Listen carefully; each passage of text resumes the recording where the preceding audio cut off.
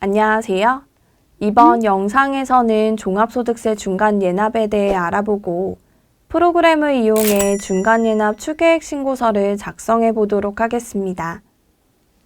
종합소득이 있는 개인 사업자라면 11월 30일까지 중간예납세액을 납부해야 하는데요. 소득세 중간예납 납부 대상자는 종합소득이 있는 거주자와 종합과세되는 비거주자입니다. 코로나19 장기화 등으로 어려움을 겪는 납세자를 적극 지원하기 위해서 소규모 사업자 등의 납부기한을 3개월 직권 연장합니다. 아래 구분에 해당하는 납세자의 경우 납부기한 연장 안내문이 발송되며 직권 연장 대상자의 경우 11월 30일이 아닌 2022년 2월 28일까지 납부하시면 됩니다. 또한 올해 상반기 사업 실적이 부진한 사업자는 중간예납세액을 계산해서 신고 납부할 수 있는데 중간예납 추계액 신고기한은 직권으로 연장되지 않지만 중간예납 추계액에 대한 납부기한 연장을 원하는 경우라면 별도로 신청해야 하는 부분까지 참고해 주시기 바랍니다. 그리고 다음과 같은 사항에 해당하는 경우에는 중간예납 납부 대상에서 제외되는데요.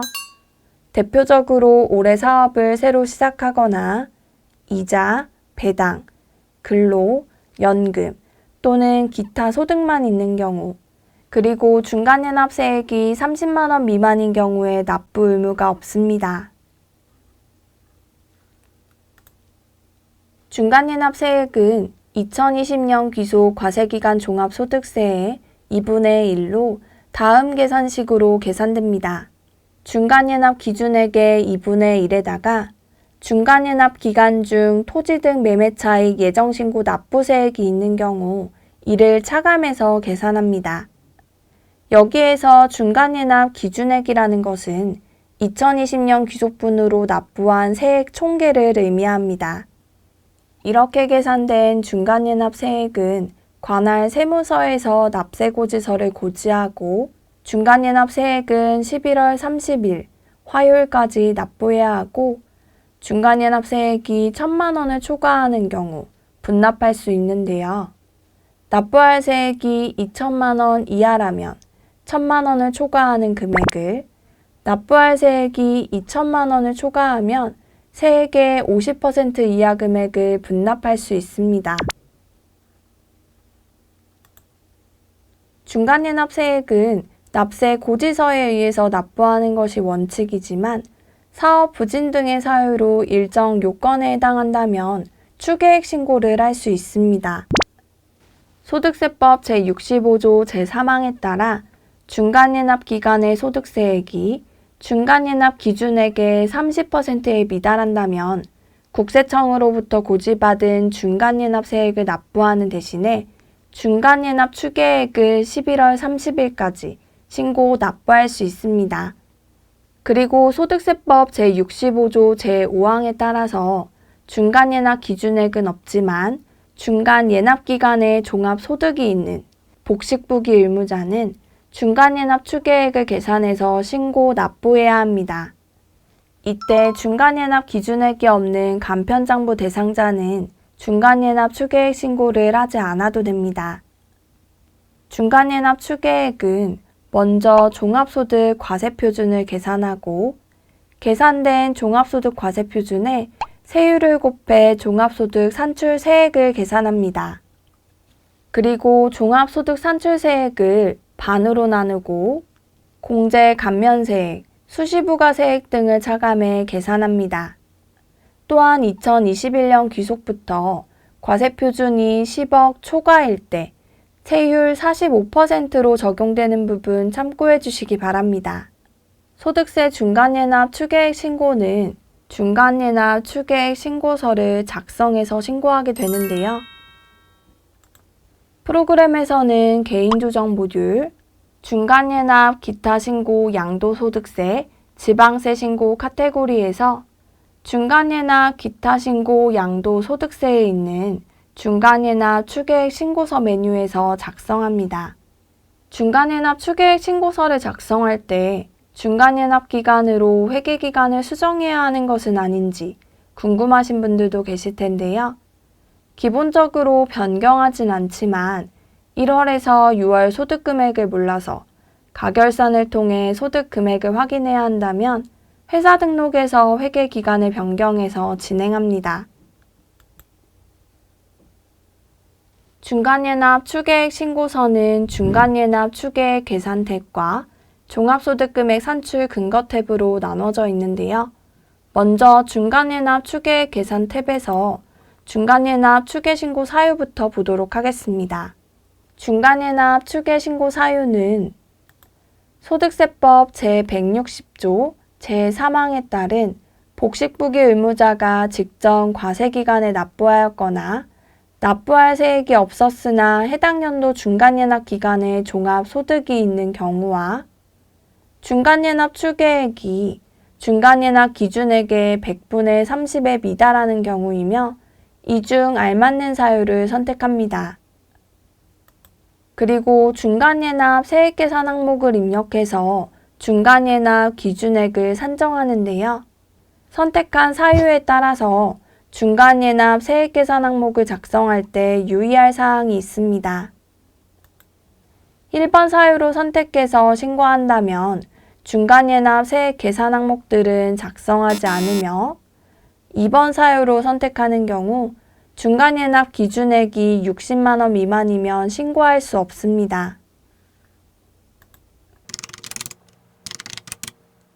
사유와 중간연합 기준액을 입력했다면 중간연합 추계액 계산을 작성하는데요. 여기에서 11번 중간연합 기간까지의 종합소득금액은 종합소득금액 산출 근거 탭을 작성해 불러옵니다. 종합소득금액 산출 근거 탭은 중간연합 기간인 1월에서 6월의 종합소득금액을 작성합니다. 이 탭은 불러오기가 되지 않으므로 직접 입력해야 하고 사업장이 여러 개인 경우에는 여러 소득을 합산해서 대표 회사에서 중간연합 추계액 신고서를 작성하며 종합소득금액 산출근거 탭에 소득 유형별로 입력해 주시면 됩니다. 소득별 소득금액 집계표에 각 소득 구분별로 총 수익금액과 필요경비를 입력해 소득금액을 계산합니다.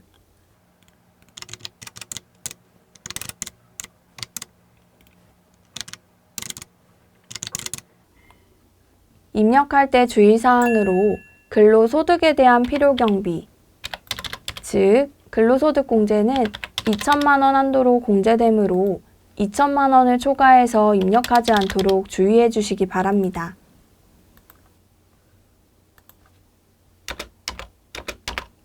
소득별 소득금액 집계표에서 작성된 소득 구분별 소득금액은 하단 종합소득금액 및 결손금 공제 명세서에 반영됩니다. 이때 부동산 임대업 소득금액이 결손이라면 부동산 임대업의 소득별 소득금액란은 공란으로 반영됩니다.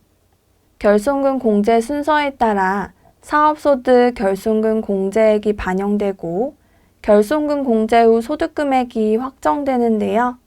부동산 임대업 외 사업소득은 결손금을 공제한 금액이 0원 이하라면 공란으로 반영됩니다. 종합소득 산출근거 탭에서 상반기 종합소득금액이 확정되었다면 중간연합 추계액 계산 탭으로 이동해 상단 세로 불러오기 버튼을 클릭합니다. 종합소득금액 산출근거 탭에 작성된 금액이 11번 중간연합 기간까지의 종합소득금액으로 반영되어 종합소득금액 연간 환산액이 계산됩니다.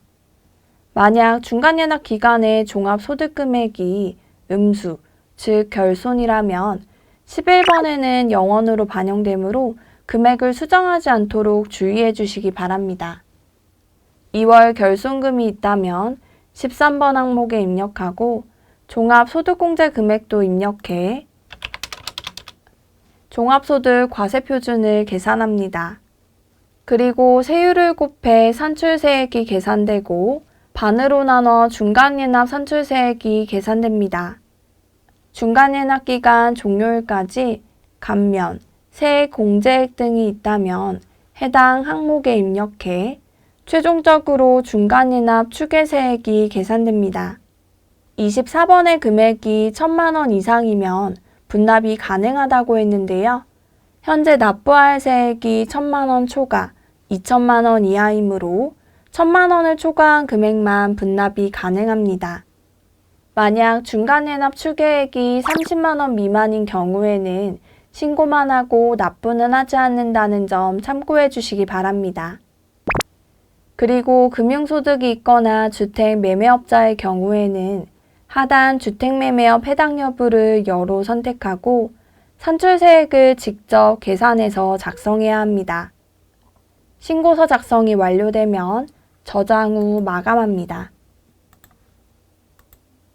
마감했을 때 첨부되는 서식은 종합소득세 중간연합 추계 신고서와 종합소득금액 산출 근거 총 2개의 서식입니다. 이렇게 마감이 완료되면 전자신고 파일로 제작하기 위해서 종합소득세 전자신고, 회사 등록 종소세 일괄 출력 카테고리에 종합소득세 중간연합 전자신고 메뉴를 실행합니다.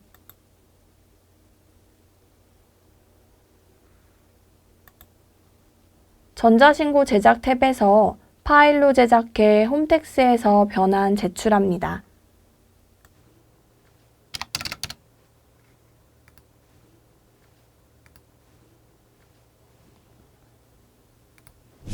홈택스에서는 로그인을 하고 신고납부, 종합소득세 항목을 클릭해 중간연합 추계 신고서 카테고리에서 파일 변환 신고에서 변환 제출해 주시기 바랍니다.